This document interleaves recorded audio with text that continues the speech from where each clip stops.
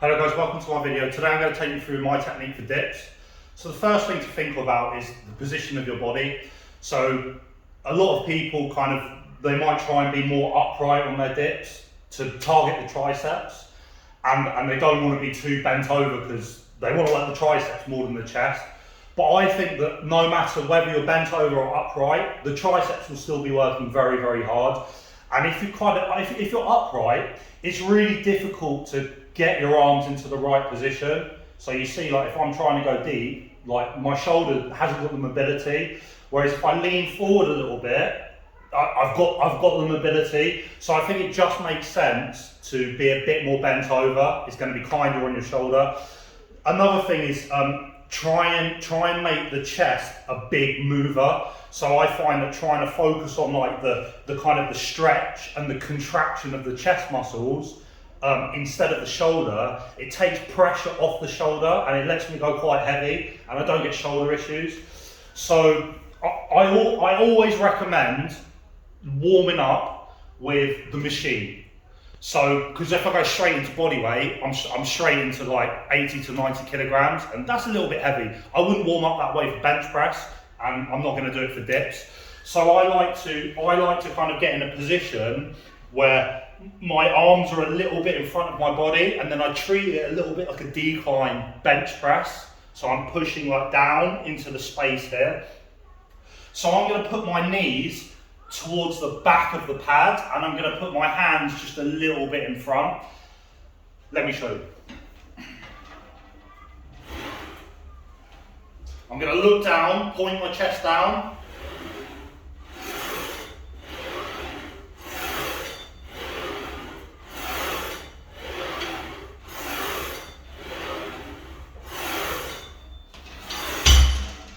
I'm trying to really use my chest muscles when I push up. So for the range of motion, ideally you would think of it a little bit like the squat. You're trying to get the shoulder joint a little bit below the elbow.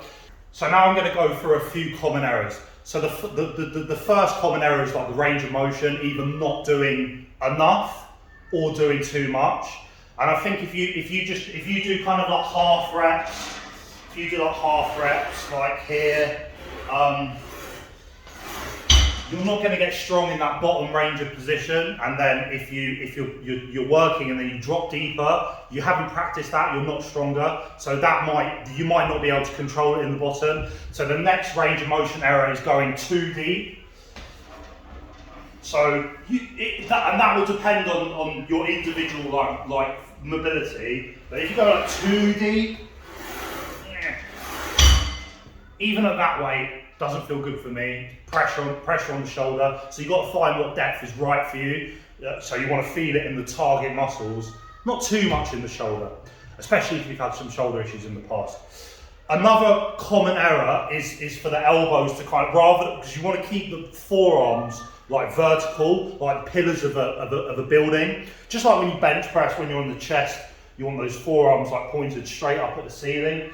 So often I'll see people, especially with lightweights, they'll kind of go like this.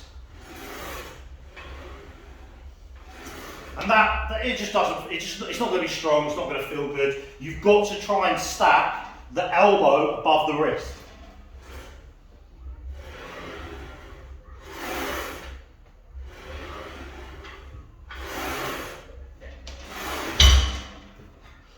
And the last error is trying to be a bit too upright with the upper back. So I actually find that rounding my upper back a little bit so I can point my chest at the ground, personally that feels a lot more comfortable. If you try and be like super straight with the upper back,